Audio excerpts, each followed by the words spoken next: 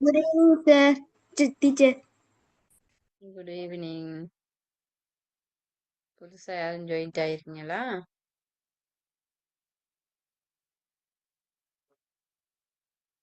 விபூஷன் விபூஷணம்.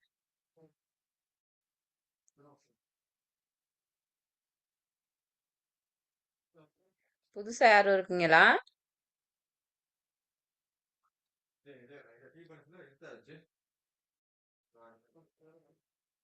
பிள்ளைகள் புதுசா யாரும் ஜாயின்ட் ஆயிருக்கீங்களா? இல்லையா? எல்லாம் பழைய ஆக்களா இல்ல இருக்கீங்க?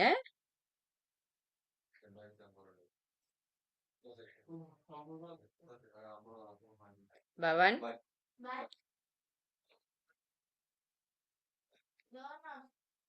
பவன்,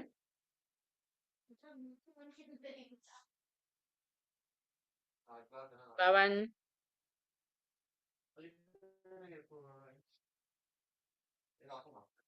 பவன்.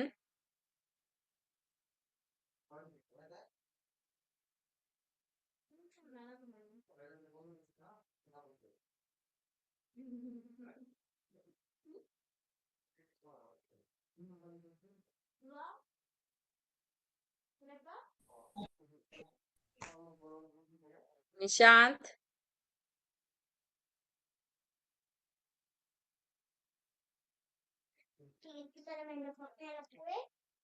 நிஷாந்த். Yes, teacher. பிள்ளைகள் போன கிளாஸ் என்னென்ன கதை பார்த்தோம்? புராண கதையில வீடியோ நான் என்ன காட்டுனேன்?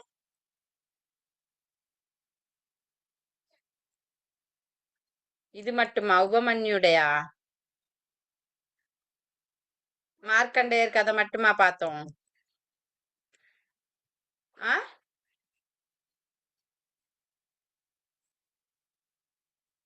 ஏன் பிள்ளை பார்த்தோம். விலங்கல? அதுதான் டீச்சர் பார்த்தோம். மார்க்கண்டேயர் கதை மட்டுமா பார்த்தோம்? ஆமா டீச்சர். ஆஹா, சரி சரி பிள்ளை.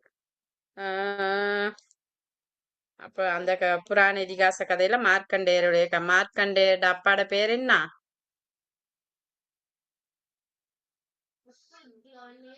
ஆ?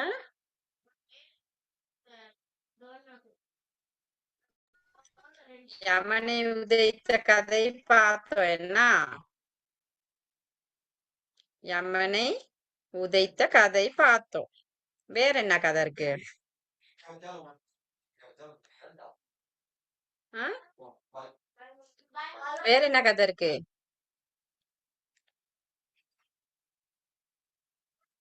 ஆ? சொல்லுங்க. வேற என்ன புராண கதைகள் இருக்கு தேவார திருமுறைகள்ல? சிவன் அச்சுண்டமை. ஆ, வேற?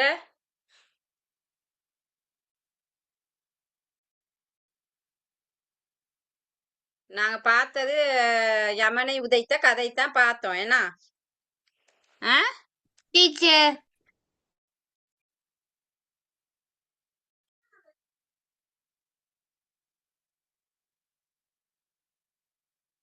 ம். அம்மா அம்மா இந்த பக்கத்துல அம்மா இந்த பக்கத்துல அரணா கட்டி சரிங்க. வச்சிருச்சு. அந்த குண்டா கூட இல்லாம காயமாயிரும்.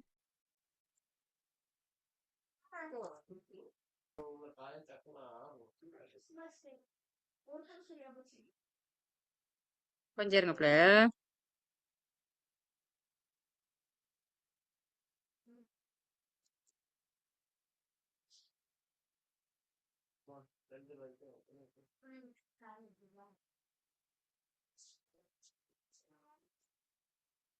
அம்மா அம்மா அம்மா அரணாக்கு மேல புண்ணு வந்துருச்சு. நிப்பாட்டவே முடியாது. நிப்பாட்டிக்க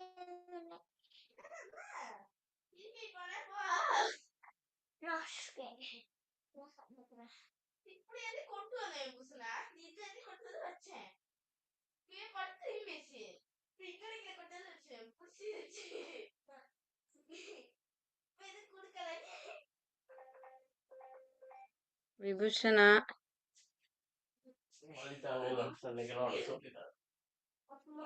அதெல்லாம் கத்துட்டு மேல பொண்ணு வந்துச்சு.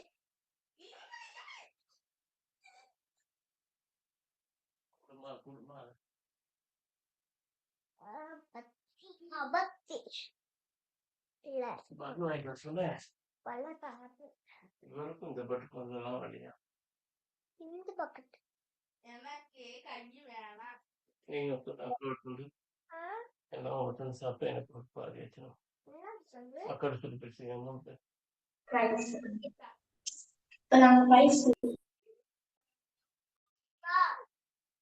டாக்டர் நம்ம பால் சாப்பிட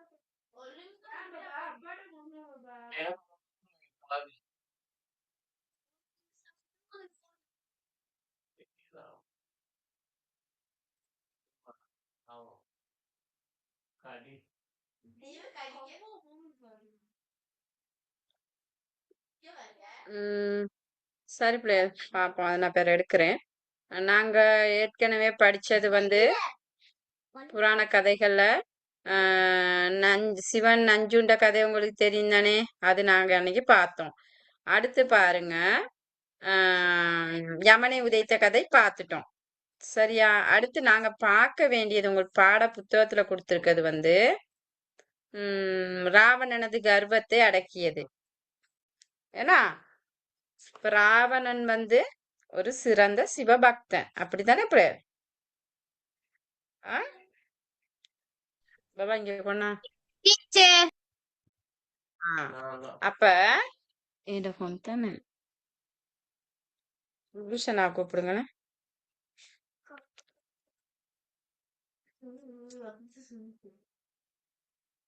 என்ன பண்ண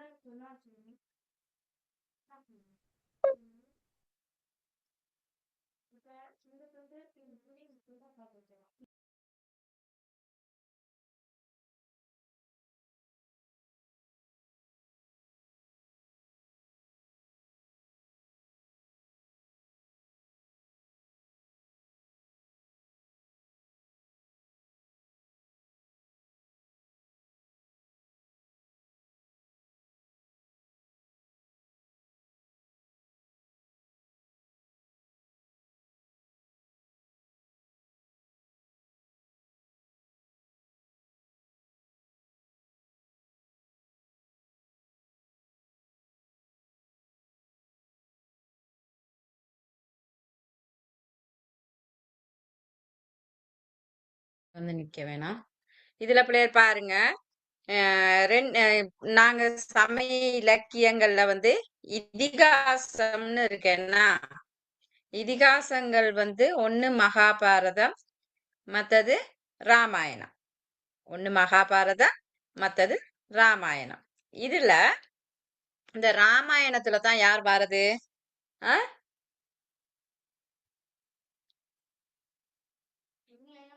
யார் வாரது?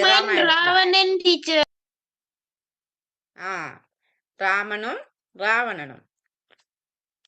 இப்ப ராவணன் எங்க இருந்தாருன்னு சொல்லப்படுது பிள்ளையர்? இலங்கையில டீச்சர். இலங்கையில இருக்காரு. இலங்கையின் முதல் வேந்தன்னு சொல்லப்படுகிறாரு. இலங்கையின் முதல் வேந்தன் ராவணன் சொல்லப்படுகிறாரு. ஆனா அந்த ராவணன் வந்து ஒரு சிறந்த சிவபக்தன். சரியா பிள்ளையர்? அப்ப இவர் என்ன செய்யறாருன்னு சொன்னா, இந்த கைலாய மலையை பெயர்த்தெடுக்க போறார் பிள்ளையர். கைலாய மலைய பெயர்த்தெடுக்க போறாரு. கைலாய மலைன்னு சொல்றது சிவபெருமான் குடியிருக்கிற இடம். இமயமலை தானே கைலாய மலை. அப்ப இவர் என்ன இந்த கதையை பத்தி இதுக்கு போட்டீங்களா? சரியா? இதுல பாத்தீங்கன்னு சொன்னா, இந்த ராவணன் கர்வத்தை அடக்குனது வந்து சம்பந்தோட தேவாரத்துல கொடுக்கப்பட்டிருக்கதாக பாருங்க பிள்ளை கொடுத்திருக்காங்க. எடுத்தவன் தருக்கை இழித்தவர் விரலால் ஏத்திட ஆத்மாமி என பாடல்ல இந்த ராவணனுடைய கர்வத்தை அடக்குனது சொல்லப்படுகிறது. அப்ப இந்த ராவணனும் அந்த சிவபெருமான வழிபட்டது தொடர்பாக சம்பந்தருடைய பதிகத்துல இருக்கு. அப்ப இதுல நீங்க பாத்தீங்கன்னு சொன்னா இந்த ராவணன் புட்பக விமானத்துல ஏறி ஆகாய மார்க்கமாக போறாரு. எங்க விண்வெளியில போய்கிட்டு இருக்கிற நேரத்துல அவருக்கு இந்த கைலாய மலை என்ன செய்யுதுன்னு சொன்னா தடையாக இருக்கு. அந்த விமானம் போறதுக்கு கைலாய மலை தடையாக இருக்கிறனால அவர் என்ன செய்யறான்னு சொன்னா அந்த கைலாய மலையை பெயர்த்தெடுக்க போறாரு. அப்ப அந்த சந்தர்ப்பத்துல சிவபெருமான் என்ன செய்யறான்னு சொன்னா தனது திருவடியை வைத்து அந்த மலைய ஊண்டி இதாக்குறாரு. அப்ப அந்த நேரத்துல இந்த ராவணன் மலைக்கு அடியில அகப்பட்டு கொள்றாரு. அப்ப இவர் என்ன செய்யறாரு, இந்த ராவணன் யோசிக்கிறாரு எப்படி தான் அதுல இருந்து மீண்டு வாரது அப்படின்னு சொல்லி. அப்ப உடனே யோசிக்கிறாரு, இறைவன் இசை பிரியன். ஏன்னா சிவபெருமான் இசை பிரியன். எனவே என்ன செய்யறாரு, சாமகானம் பாட ஆரம்பிக்கிறாரு. அப்ப சாமகானம் பாடி அந்த பாடல்ல மகிழ்ந்த இறைவன் என்ன செய்யறாருன்னு சொன்னா என்னன்னு சொன்னா இந்த ராவணனுக்கு மன்னிப்ப கொடுத்து அவருக்கு மந்திர வாளும் பிற வரங்களும் கொடுத்தருள்றார். அப்ப இந்த புராண கதை சம்பந்தருடைய பதிகத்துல கொடுக்கப்பட்டிருக்கு. சரியா? அப்ப இது ஒரு கதை. அடுத்து பாருங்க, உங்களுக்கு இதுல கொடுத்த நஞ்சுண்ட கதை பார்த்துட்டு வந்தானே, இன்னும் கதைகள் இருக்கு பிள்ளையர். என்ன உங்களுக்கு கொடுத்திருக்க கதைன்னு பாருங்க. இதுல யமனை உதைத்த கதை பார்த்தாச்சு. அடுத்து பாருங்க, கங்கையை சடையில் தரித்தமை. சிவபெருமான் ஆகாய கங்கைய சடையில வச்சிருக்காரா?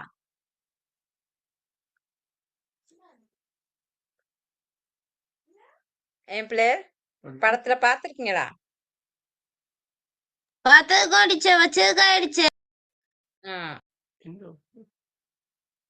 இப்ப அது என்ன கதை, அது யாருக்கு தெரியும்? உங்களுக்கு தெரியுமா? யாருக்காவது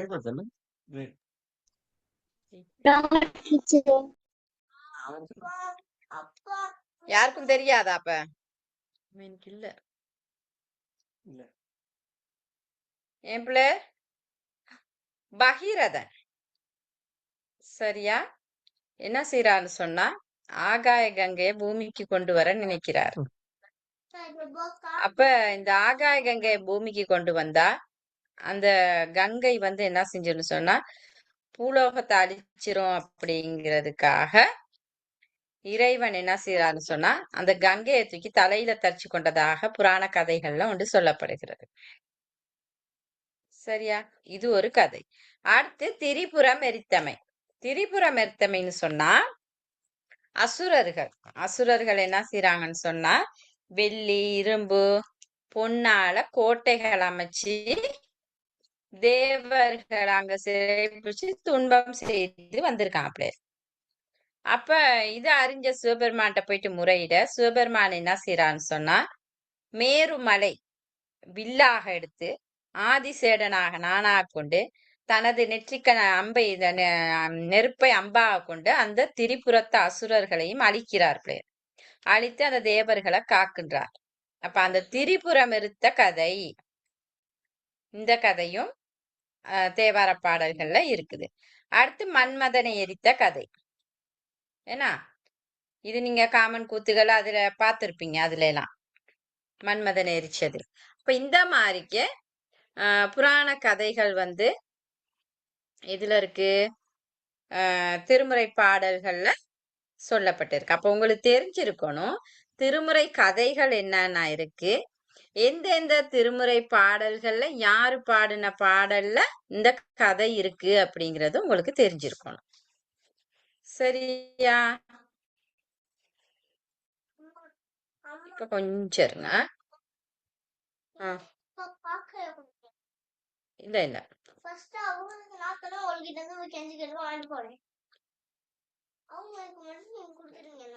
சும்மா இருங்க.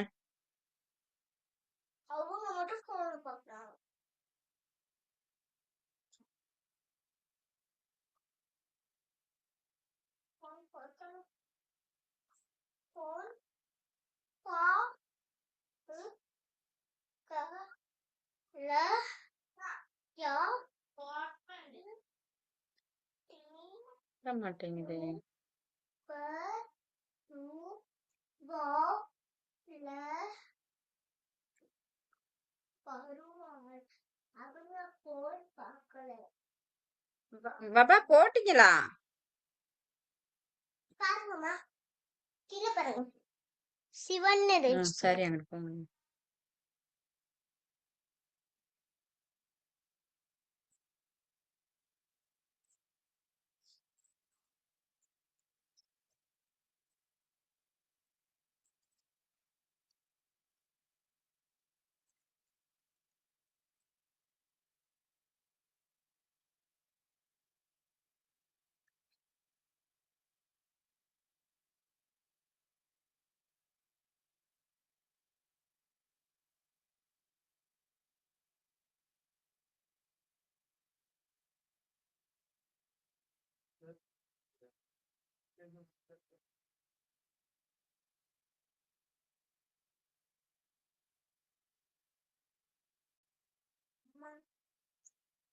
மற்றும் அசுரர்கள் பார்க்கடலை கடைய முடிவு செய்தனர். வாசுகி நாகம் கயிறாக பயன்படுத்தப்பட்டது. கடல் கடைந்த போது திடீரென விஷமயமான ஹாலாஹாலம் வெளிப்பட்டது. உலகமே அழிவின் விளிம்பில் இருந்தது. அந்த விஷத்தின் வெப்பம் உலகை எரிக்கத் தொடங்கியது. அந்த நேரத்தில் உலகத்தை காப்பாற்ற சிவபெருமான் முன்வந்தார். உலக நலனுக்காக அவர் அந்த ஹாலாஹால விஷத்தை அருந்தினார். அம்மை பார்வதி விஷம் உடலுக்குள் செல்லாமல் அவரது கழுத்தில் தடுத்தார். அவ்வாறு சிவபெருமான் நீலகண்டன் ஆனார். உலகம் மீண்டும் காப்பாற்றப்பட்டது. இந்த தெய்வீக இரவுதான் மகா சிவராத்திரி. ஓம் நமசிவாய என்று நாம் இறைவனை போற்றும் நாள். சிவபெருமானின் அருள் உங்களுடன் இருப்பதாக. இந்த வீடியோ உங்களுக்கு ஆனந்தம் கொடுத்திருந்தால்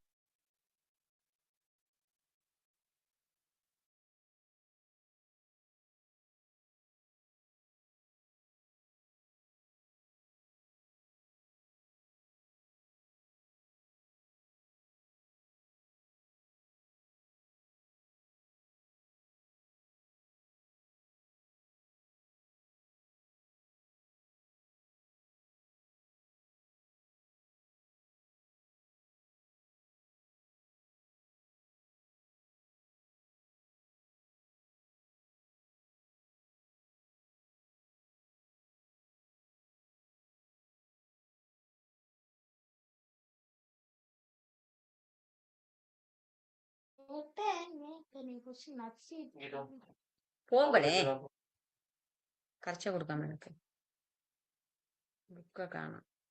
இப்ப தலைப்பு போடுங்க. புராண இதிகாச திருமுறைகளில் காணப்படும் புராண இதிகாச கதைகள்.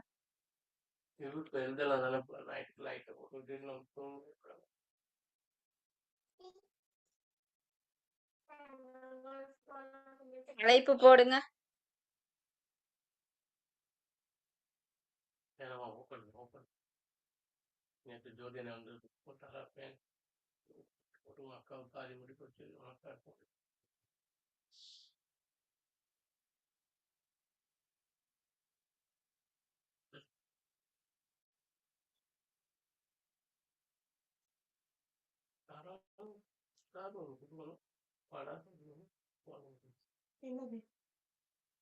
திருமுறை என்றால் என்ன?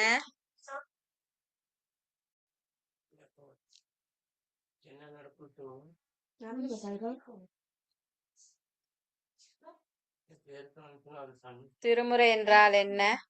எடுங்க. பெருமான் கங்கை சடை தரித்த கதை.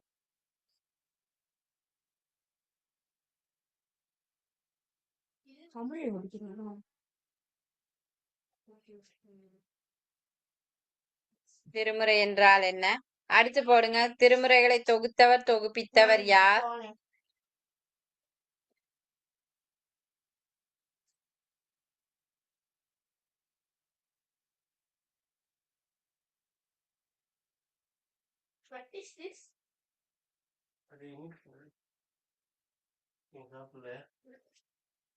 சரியா?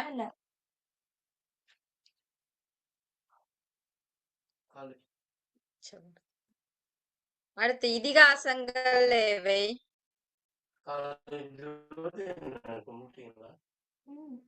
இதிகாசங்கள் எவை?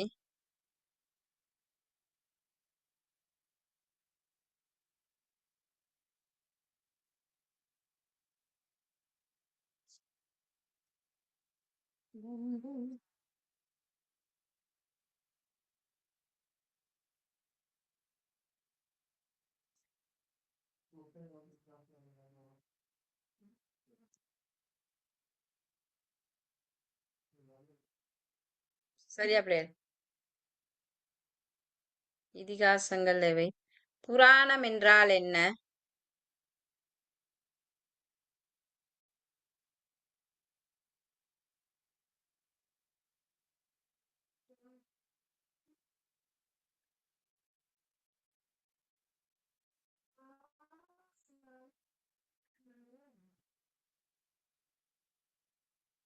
எழுதுறீங்களா?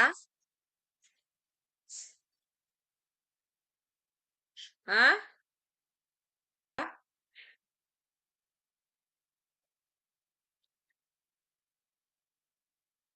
பிள்ளைகள் எழுதுறீங்களா?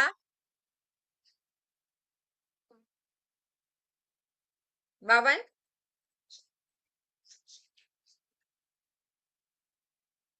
பவன் எழுதுறீங்களா? பேசுற விலங்குலையா? பிள்ளைகள் நான் பேசுற விலங்குலையா? டீச்சர் ஆ. எழுதுறீங்க தானே?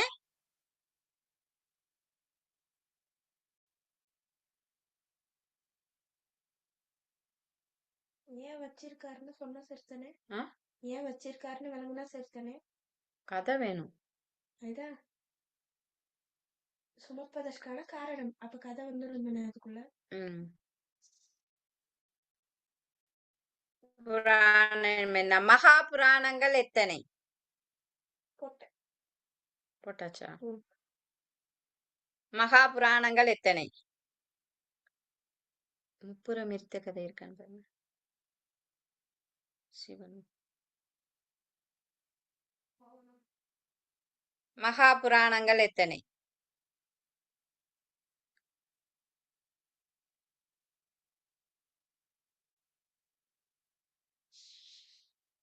அடுத்து சிவபுராணங்கள் எத்தனை?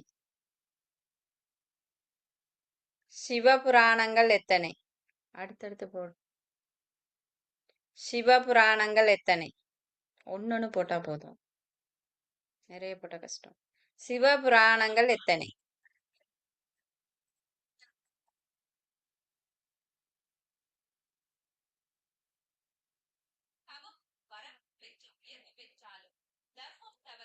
அடுத்து புராண கதைகளில் கூறப்படும் விடயங்கள் யாவை? சரி, புராண கதை.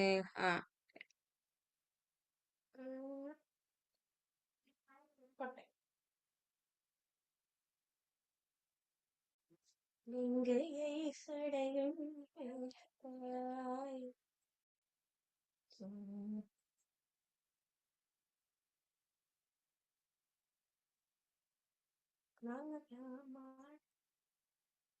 அடுத்து திருமுறைகளில் கூறப்படும் புராண கதைகள் சில தருக. திருமுறை பாடல்களில் கூறப்படும் புராண இதிகாச கதைகள்னு போருங்க. புராண இதிகாச கதைகள் சில தருக.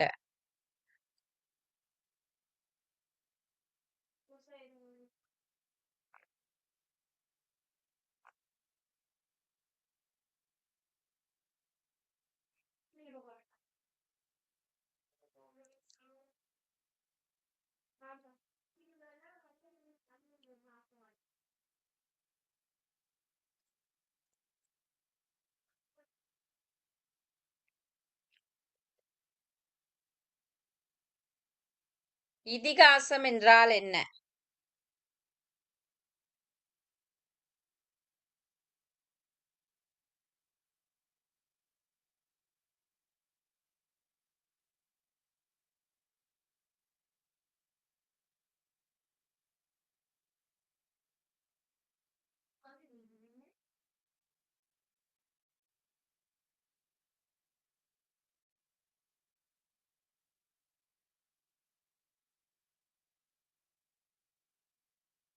கோபம் கொண்டுதான் நான் ஒருவனை அழிக்க வேண்டியதில்லை.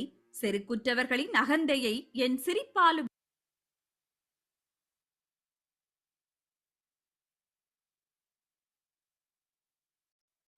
அடக்குவேன் என தேவர்களுக்கு பாடம் புகட்டவும், தவமும் வரமும் பெற்று உயர்வு பெற்றாலும் தர்மம் தவறினால் நொடியில் அழிப்பேன் என அசுரர்களுக்கு பாடம் புகட்டவும் சிவபெருமான் நிகழ்த்திய திருவிளையாடல்களில் ஒன்றே திரிபுரம் எரித்த கதை.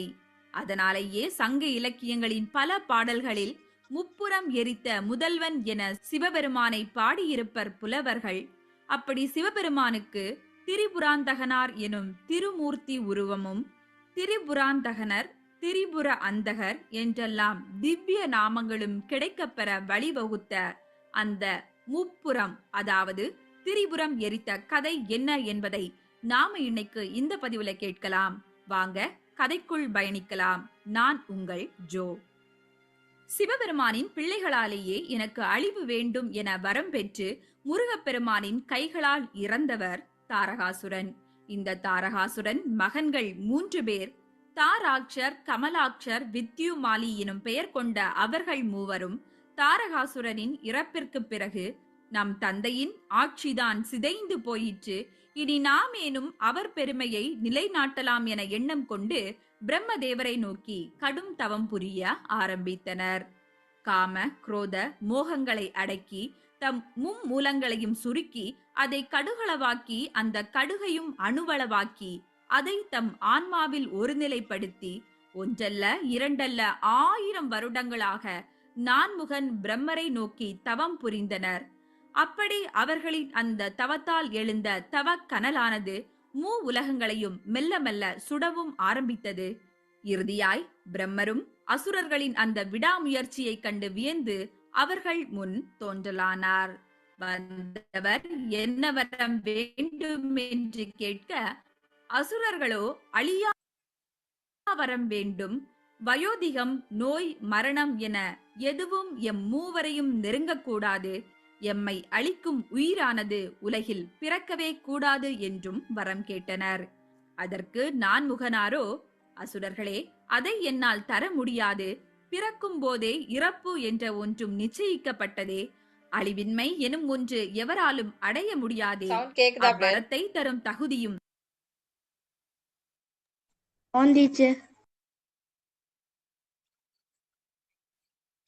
எனக்கில்லை.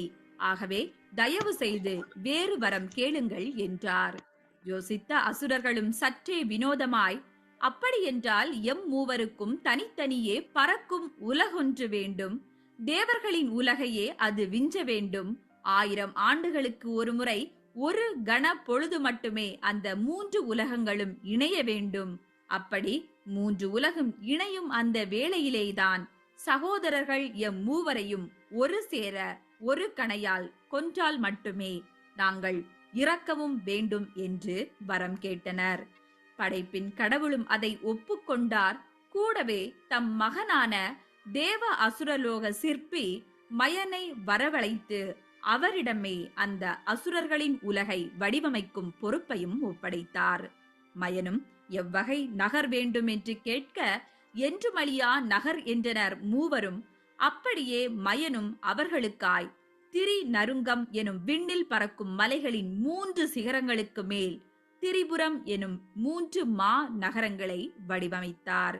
அதில் ஒவ்வொருவருக்கும் தனித்தனியே 1000 கோபுரங்கள், 50,000 மாளிகைகள், 5 லட்சம் இல்லங்கள், சுற்றிலும் கோட்டைகள், நல்லதற்கு திறக்கும் வாயில்கள், தீமைக்கு தானே மூடும் கதவுகள், நிகரற்ற நன்மைகள் என பேர் அழகுமிக்க மிதக்கும் உலகங்களை வடிவமைத்து கொடுத்தார். மேலும் அந்நகர் 3ஐயும் என்றும் தனித்தனியே விண்ணிலும் மண்ணிலும் பாதாளத்திலும் மிதக்க வைத்து ஒருபோதும் அவை ஒன்றோடு ஒன்று முட்டா வகையிலும் 1000 ஆண்டுகளுக்கு ஒரு முறை மட்டுமே ஒன்றாய் இணைந்து அது ஒரு பெரு நகர் ஆகும் வகையிலும், அப்படி கண் இமைக்கும் நொடி அளவு நேரம் மட்டுமே சகோதரர்கள் மூவரும் ஒன்றாய் இணைந்து மனம் மகிழ்ந்து முகம் நோக்க, அடுத்த நொடியே அந்த நகர் பிரிந்து தனித்தனியே தம் தம் பழைய இடங்களில் சென்று மிதக்கும் வகையிலும் அமைக்கப்பட்டிருந்தது. அப்படி குறைந்த கால அளவு மட்டுமே அவர்கள் சந்திப்பதற்கான காரணம் அதுவே தங்களை அழிப்பதற்கு ஏதுவான காலமாய் பிரம்மரிடம் வேண்டிய வரமே ஆகும். அந்த ஒரு நொடி பொழுதில் தம் மூவரையும் தம் உலகையும் யாரும் அழித்துவிடக் கூடாது என்று எண்ணியே அந்த குறைந்த கால அளவு மட்டுமே சகோதரர்கள் மூவரும் ஒருவரை ஒருவர் சந்தித்துக் கொண்டனர். அதே வேளையிலே மூவுலகும் தனியே இருக்கையில் எதிரி ஒருவர் அதில் ஒன்றை தாக்கினாலும் மற்ற இரு நகரங்களும் எதிரியை விட மும்மடங்கு பெரிதாகி அவனை சூழ்ந்து கொள்ளும் வகையிலும் அமைத்திருந்தார் மயன். அதில் முதல் மாநகரம் முழுதும் இரும்பால் உருவாக்கப்பட்டது. அதற்கு உலோகபுரி என்று பெயரிட்டு அதனை வித்யுமாலி ஆட்சி செய்தான். இரண்டாவது மாநகரம் முழுதும் வெள்ளியால் உருவாக்கப்பட்டது. அதற்கு ரஜபுரி என பெயரிட்டு அதனை கமலாட்சர் ஆட்சி செய்தான். மூன்றாவது உலகம் தங்கத்தால் உருவாக்கப்பட்டது. அதற்கு ஸ்வர்ணபுரி என்று பெயரிட்டு அதனை தாராட்சர் ஆட்சி செய்தான். இவ்வாறாய் மயனால் உருவாக்கப்பட்ட அந்த மூன்று மிதக்கும் உலகங்களும் திரிபுரம் அல்லது முப்புரம் என அழைக்கப்பட்டன. அதை ஆளும் அந்த தாரகாசுரனின் மகன்களும் திரிபுரா அசுரர்கள் என்றும் அழைக்கப்பட்டனர். அப்படி அசுரர்களின் அவ்வளர்ச்சியைக் கண்டு தேவர்களும் கூட அக்காலத்தில் பொறாமை அடையத்தான் செய்தனர். மும்மூர்த்திகளிடம் சென்று அதற்காய் முறையும் இட்டு பார்த்தனர். ஆனால் மும்மூர்த்திகளோ, அசுரர்கள் அவர்கள் உங்களுக்கு துன்பம் இழைக்காதவரை நாங்கள் எதுவும் செய்ய இயலாது என்று அறிவுரை கூறினர். இந்நிலையிலே சொர்ணபுரியில் இருந்த தாராட்சர் தேவர்களின் உலகமான தேவலோகத்தை வென்று தானே அதற்கு அரசனாக வேண்டும் என்று ஆசை கொண்டான். எனவே வான்வெளி நிறைந்த தன் படைகளை திரட்டிக் கொண்டு இந்திரனின் தேவலோகத்தின் தலைநகரான அமராவதியை அடைந்தான். அதை கண்டு எதிர்க்க பயந்த இந்திரனோ ஓடி ஒளிந்தும் கொண்டான். இறுதியில் அசுர படைகள் அதனை நிர்மூலமாக்கின. அப்படியே அளப்பரியா செல்வங்கள் நிறைந்து கிடந்த இந்திரனின் கருவூலம் தராக்ஷன் வசம் ஆனது. ஐராவதத்தையும் பாரிஜாதத்தையும் கற்பக விருட்சத்தையும் தனக்கென உரிமையாக்கி கொண்டான் அசுரன். இறுதியில் இந்திரனோ ஓடிச் சென்று சிவபெருமானிடம் தஞ்சம் அடைந்து, ஈசனே எம்மை காத்தருளும், அசுரன் அவனின் கொடுமைகள் எல்லாம் விவரிக்க முடியாதவையாய் உள்ளன என ஈசனிடம் வேண்ட, அவரும் உடனே அசுரனை எதிர்க்க முடிவும் கொண்டார். ஆனால் உமையம்மையோ ஈசனை தடுத்து, ஐயனே, அந்த அசுரன் பிரம்மதேவரின் வரம் பெற்றவன் ஆவான். வரம் பூர்த்தியாக அவனை கொன்றால் மட்டுமே அவனுக்கு அழிவு என்பதை விளக்கி கூறி கூடவே அதற்கு தந்திரம் ஒன்றையும் வகுத்தாள். அதன்படி அசுரர்களின் அந்த திரிபுரத்திற்கு சற்று தொலைவிலே மகேஸ்வரம் எனும் நகரானது வடிவமைக்கப்பட்டது. அதில் தேவர்கள் அனைவரும் ஒன்று கூடி அசுரனை அழிக்க பெரும் போருக்கு தயாராயினர். கூடவே சிவபெருமான் நாரதரை அழைத்து 1000 ஆண்டுகளுக்கு ஒருமுறை திரிபுரம் ஒன்றாகும் அந்த அருங்கணத்தில் மட்டுமே திரிபுராசுரர்களை அழிக்க முடியும் என்பதால் அவர்களுக்கென ஒரு தந்திரம் ஒன்றையும் வகுத்தார். அதன்படி நாரதர் ஈசனின் அத்திட்டத்தை கேட்டு முதலில் உலோகபுரி சென்று வித்யுமாலியின் மனைவி விரூபையிடம், பெண்ணே, உன் கணவனே மூவரில் சிறந்தவன்.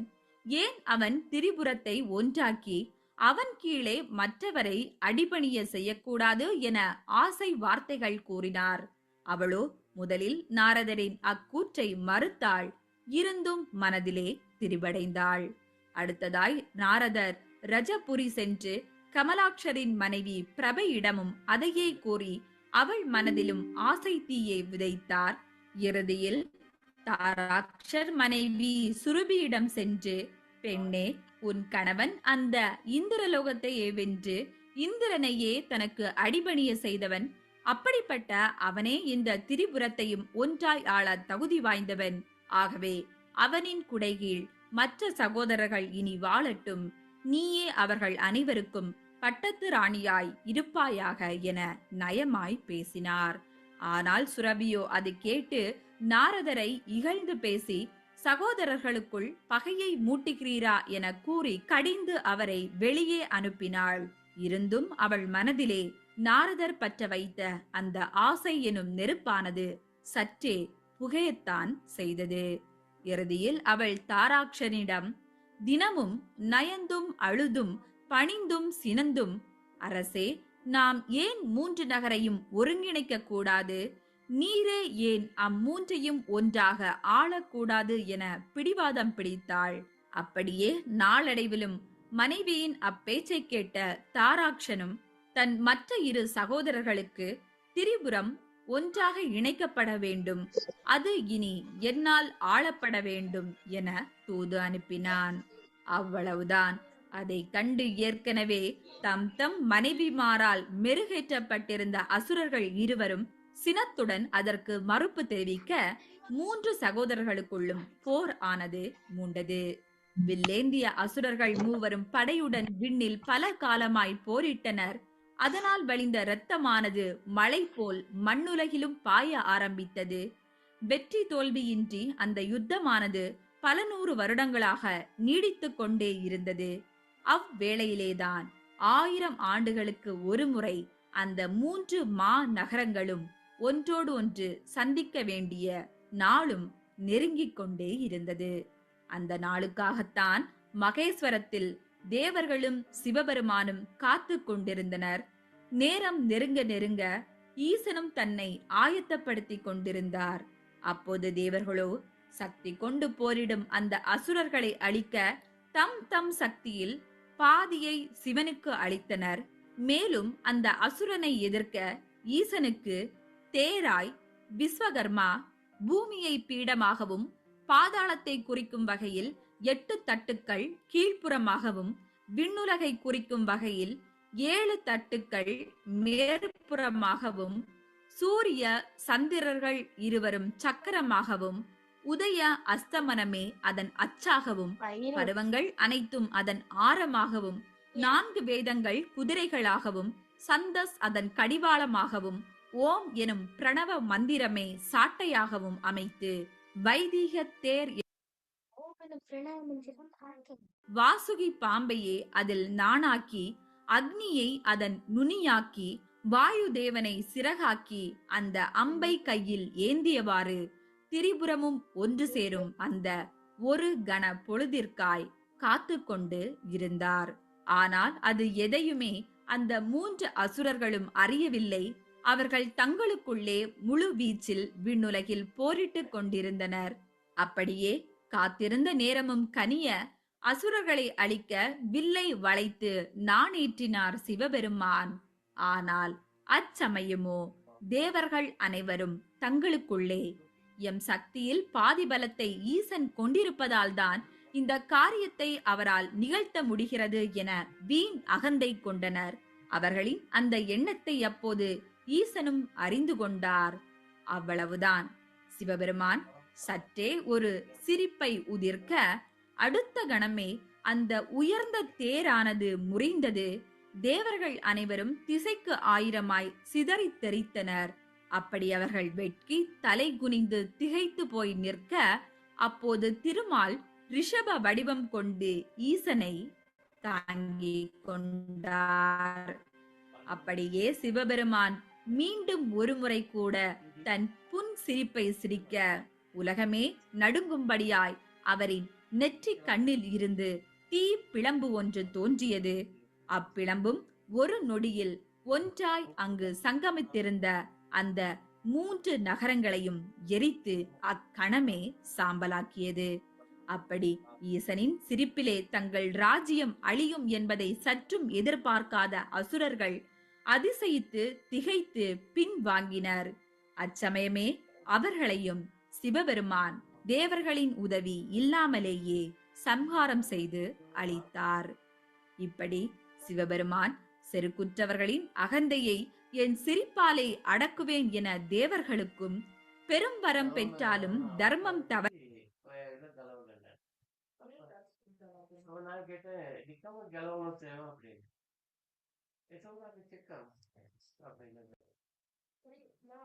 சரியா பிள்ளைகள் விளங்குச்சா?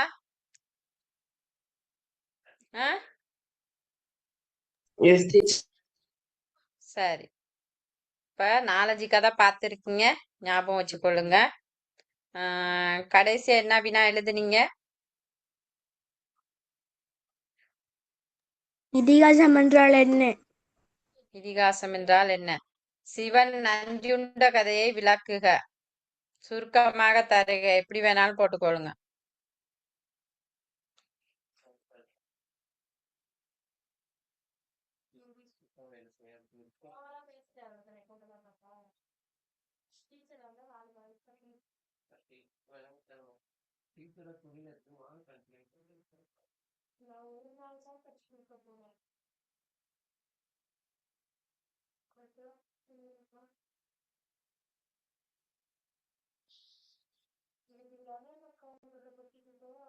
சரியா?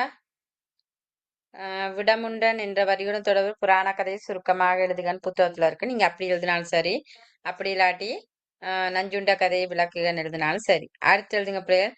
ராவணன் கைலை மலையை பெயர்த்தெடுக்க முயன்றதன் காரணம் யாது?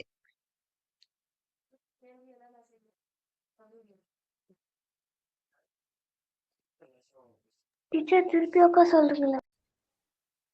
ராவணன் கைலை மலையை பெயர்த்தெடுக்க முயன்றதன் காரணம் யாது? ஸ்கிரீன்ல இருக்கா?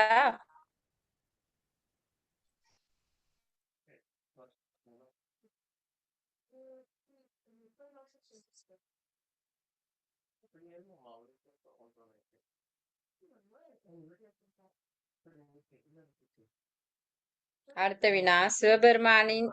சிவபெருமான் ராவணனின் கர்வத்தை எவ்வாறு அடக்கினார்?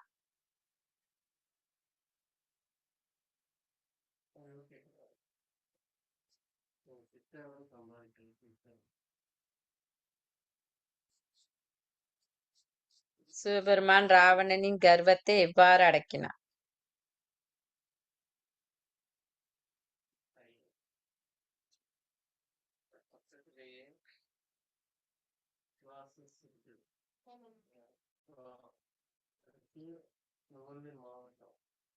அடுத்து ராவணன் சாமகானம் பாடியதன் காரணம் யாது?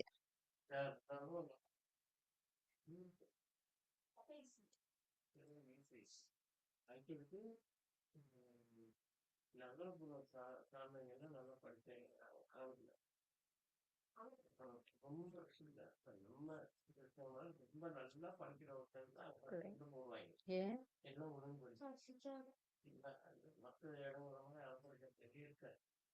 அடுத்து சாமகானம் பாடிய ராவணனுக்கு இறைவன் எவற்றை வழங்கினார்? சாமகானம் பாடிய ராவணனுக்கு இறைவன் எவற்றை வழங்கினார்?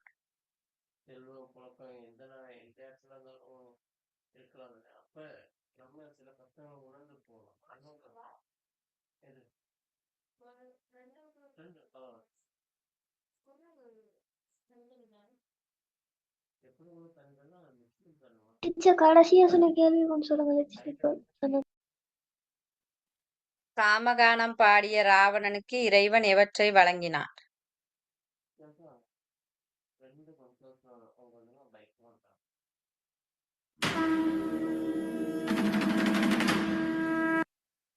சாமகானம் பாடிய ராவணனுக்கு இறைவன் எவற்றை வழங்கினார்? ஆமாங்க, நம்ம சிவபெருமான் தலையில எதற்காக அந்த கங்கை நதியை சுமந்து கொண்டிருக்கிறாருங்கிறத பற்றி நம்ம இந்த பதிவில் பார்க்க போகிறோம். சிவபெருமான் கங்கை எதற்காக தலையில் சுமந்திருக்கார் அப்படிங்கிறத முதல்ல பார்க்கறதுக்கு முன்னாடி முதல்ல கங்கை யார் அப்படிங்கிறத பார்த்துரும். கங்கை என்பவர்கள் ஒரு பெண். அவங்க பர்வத மகாராஜா, ஹிமாலய ராஜ்யத்தோட அரசர் பர்வத மகாராஜாவோட மகளா பிறந்தவங்க தான் கங்கை. கங்கை கூட அவர் சகோதரிகளா சரஸ்வதி, யமுனைன்னு சொல்லிட்டு நதிகள்லாம் இருக்காங்கல்ல, அவங்க சகோதரிகளா பிறந்திருந்தாங்க. அது மட்டும் இல்லாமல் சிவபெருமானோட மனைவியா இருக்க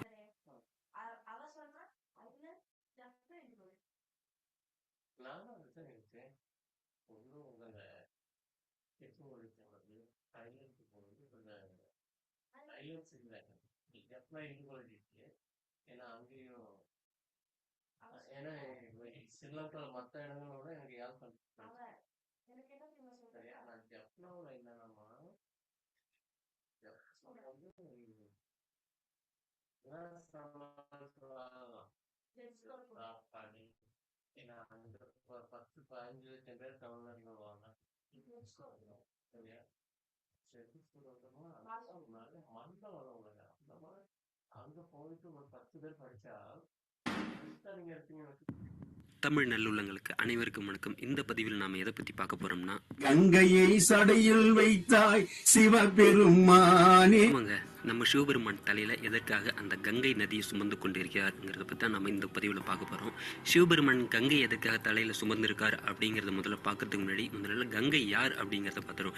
கங்கை என்பவர்கள் ஒரு பெண். அவங்க வந்து பர்வத மகாராஜா, ஹிமாலய ராஜ்யத்தோட அரசர் பர்வத மகாராஜாவோட மகளா பிறந்தவங்க தான் கங்கை. கங்கை கூட அவர் சகோதரியெல்லாம் சரஸ்வதி, யமுனைன்னு சொல்லிட்டு நதிகள்லாம் இருக்காங்கல்ல, அவங்களும் சகோதரியெல்லாம் பிறந்திருந்தாங்க. அது மட்டும் இல்லாமல் சிவபெருமானோட மனைவியாக இருக்கக்கூடிய பார்வதி தேவியும் நம்ம கங்கை நதியோட தங்கையாக பிறந்தவங்க தான். அது மட்டும் இல்லாமல் நம்ம கங்கா தேவி சிவபெருமானோட இன்னொரு மனைவி அப்படின்னு சொல்லிட்டு ஒரு கருத்து பரவலாக இருந்துகிட்டு இருக்கு. ஆனால் அது உண்மை கிடையாது. கங்கா தேவி சிவபெருமானோட தலையில் இருக்காங்களே தவிர சிவபெருமானுக்கு ஒரே ஒரு மனைவி தான், அது நம்ம பார்வதி தேவியார் மட்டும்தான். நம்ம கங்கா நதியாக இருக்கிறவங்க சிவபெருமான்கிட்ட ஒரு வரம் வாங்கியிருந்தாங்க. அது என்ன வரம்னா, அவங்க ஒரு புண்ணிய நதியாக இருப்பாங்க. அவங்க நதியில் யார் ஜலஸ்தானம் பண்ணாலும் அவங்களுடைய பாவங்கள்லாம் அழிக்கப்படும். அதாவது மனம் வருந்தி மனம் திருந்தி யார் கங்காஸ்தானம் பண்ணுறாங்களோ அவங்களுடைய பாவங்கள் அனைத்தும் அழிக்கப்படும் அப்படிங்கிற ஒரு வரத்தை வாங்கியிருந்தாங்க. அதனால் நம்ம பிரம்மதேவர் அவரோட கமண்டலத்தில் கங்கை நதியை எடுத்துக்கொண்டு சொர்க்கத்தை தூய்மைப்படுத்துறதுக்காக ஆகாயத்தில் கங்கை நதியை ஓட விட்டுருந்தாங்க. பூலோகத்தில் நம்ம ராமரோட வம்சத்தில் வர்ற அவருடைய முன்னோராக இருக்கிற பகிரீத மகாராஜா அப்படிங்கிறவர், அவருடைய முன்னோர்களாக இருக்கிறவங்க எல்லாருமே சாபத்தால் முக்தி அடையாமல் இருந்திருக்காங்க. அதாவது நம்ம கபில முனிவரோட சாபத்தால் முக்தி அடையாமல் இருந்திருக்காங்க. அவங்களுக்கு முக்தி அடையணும் பல வழிகளை அவர் செஞ்சும் பார்த்துட்டு இருந்திருக்காரு. இதுக்கு முன்னாடி இருந்த அவங்களோட வாரிசுகளும் பல வழிமுறையை கையாண்டாங்க. ஆனா எந்த ஒரு வழிமுறையும் அது கை கொடுக்கல. கடைசியா நம்ம வசிஷ்ட முனிவர் இருக்கார்ல, அந்த முனிவர் பகீரத மகாராஜா கிட்ட நீங்க சிவபெருமானை நோக்கி தவம் பண்ணுங்க அப்படின்னு சொல்லிட்டு சொன்ன பிறகு நம்ம பகீரத மகாராஜாவும் கடும் தவத்தை மேற்கொள்றாரு நம்ம சிவபெருமானை நோக்கி. நம்ம சிவபெருமானம் தோன்றி உங்களுடைய சாபம் தீரணும், அதாவது உங்களுடைய முன்னோர்களோட சாபம் தீர்ந்து அவங்க முக்தி அடையணும்னா கங்காஸ்தானம் பண்ணால் மட்டும்தான் முடியும். அதாவது அவங்களோட அஸ்தியை கங்கையில் கரைச்சா மட்டும்தான் அவங்க முக்தி அடைவாங்க. ஆனால் கங்கை ஆகாய நதியாக ஓடிக்கிட்டு இருக்கிறதால நீங்க கங்கையை நோக்கி தவம் புரிஞ்சு கங்கையை இதுக்கு ஒத்துக்க வைங்க அப்படிங்கிற மாதிரி நம்ம சிவபெருமான் சொல்லிட்டு மறைஞ்சிடறாரு. உடனே நம்ம பகீரத மகாராஜா உடனே கங்கையை நோக்கி தவம் பண்றாரு. கங்கை நோக்கி தவம் பண்ண பிறகு கங்கை உங்களுக்கு காட்சி அளிச்சு கங்கை முதல்ல முடியாதுன்னு சொன்ன பிறகு சிவபெருமான் தான் இந்த மாதிரி உங்களை தவம் பண்ணி உங்களை கூப்பிட சொன்னார் அப்படிங்கிற மாதிரி நம்ம பகீரத மகாராஜா சொன்ன பிறகு சரி நான் பூலோகத்துக்கு வந்து பூலோகத்தில் ஓடுறேன். ஆனா என்ன பூலோகத்துல இருந்து விண்ணுலகத்துக்கு பிரம்மதேவர் அவரோட கமண்டலத்துல ரொம்பவும் சுலபமா எடுத்துட்டு வந்துட்டாரு. ஆனா நான் பூலோகத்துக்கு வரணும்னா நேரடியாக பூலோகத்துக்கு வந்தேன்னா அது பூலோகத்தையே அழிச்சிடும், பூமியவே அழிச்சிடும், பிரளயமே உண்டாகும். அதுக்கு என்ன வந்து யாராவது அங்க தாங்கி அதுக்கு பிறகுதான் என்ன பூலோகத்துல விடணும் அப்படிங்கிற மாதிரி கங்காதேவி டிமாண்ட் வைக்கிறாங்க. உடனே மறுபடியும் நம்ம பகீரத மகாராஜா இந்த பிரச்சனையை சரி செய்யறதுக்கு சிவபெருமானை நோக்கி தவம் பண்றாரு. இதுக்கு பிறகு நம்ம பகீரத மகாராஜா சிவபெருமானை நோக்கி தவம் புரிகிறாரு. தவம் புரிஞ்ச பிறகு சிவபெருமான் ஒரு காட்சி அளிக்கிறாரு. சிவபெருமான் கிட்ட கங்காதேவி சொன்ன அனைத்து விஷயத்தையும் சொல்றாரு.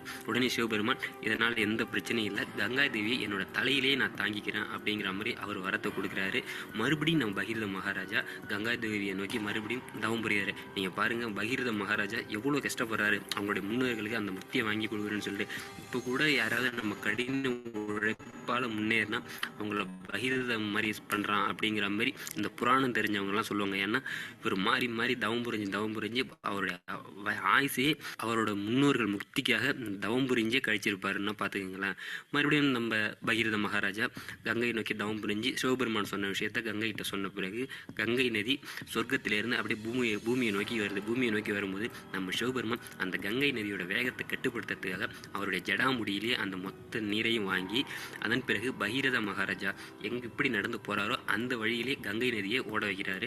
கங்கை நதியின் அந்த மூலயமா அவர் தலையிலிருந்து அப்படி பொறுமையாக இறங்கி சிறு நதியா அப்படியே நதி மாதிரி நம்ம பகீரத மகாராஜாவோட வழியில போய் அவங்களுடைய அஸ்தி, அதாவது பகீரத மகாராஜாவோட முன்னோர்கள் இருக்கிற அஸ்தி இடத்துக்கு போயிட்டு அந்த அஸ்தியெல்லாம் கங்கையில் கரைஞ்சி அவங்களுக்கு முக்தியும் கிடைச்சிருது.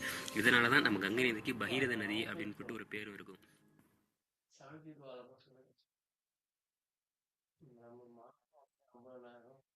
பூமியில் ஆயிரக்கணக்கான மலைகள் இருக்கின்றன.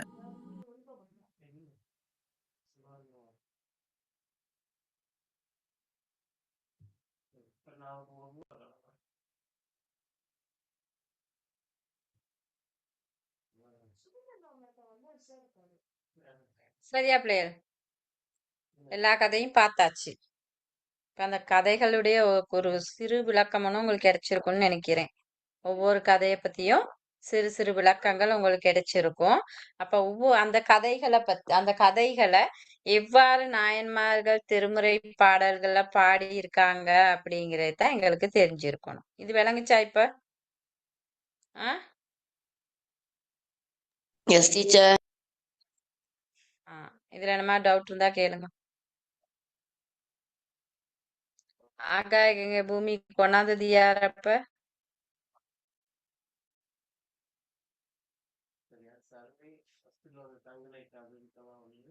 பூமி கொண்டாந்த முனிவர் யாரு? பாத்தீங்க தானே, யார் கொண்டாந்தது?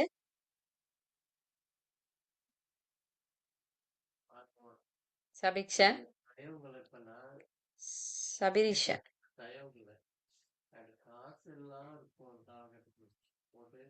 பவன், பவன். யாரு ஆகாய கங்கை பூமி கொண்டாந்ததுன்னு கேட்டேன்.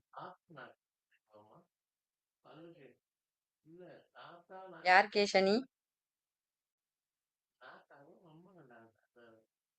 வேற யார் கொண்டாந்தது? கதையில யார சொன்னாங்க?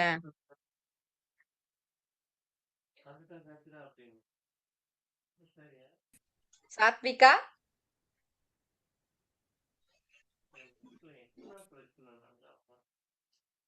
சாத்விகா,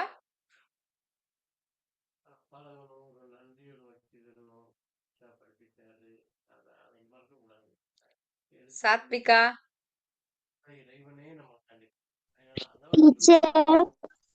யார் கொண்டாந்தது?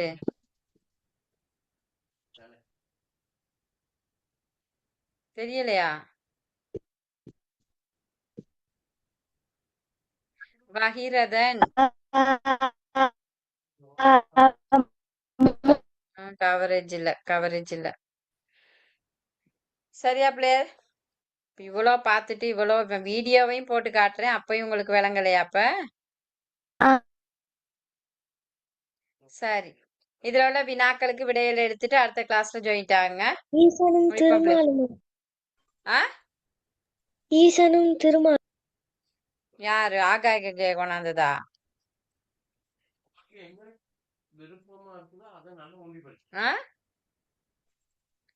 இப்ப நான் போட்டதை பாத்தீங்க தானே? திருப்பி ஒருக்கா யூடியூப்ல அடிச்சு பாருங்க, இந்த கதைகளை போட்டு வரும். சரியா பிள்ளைகள்?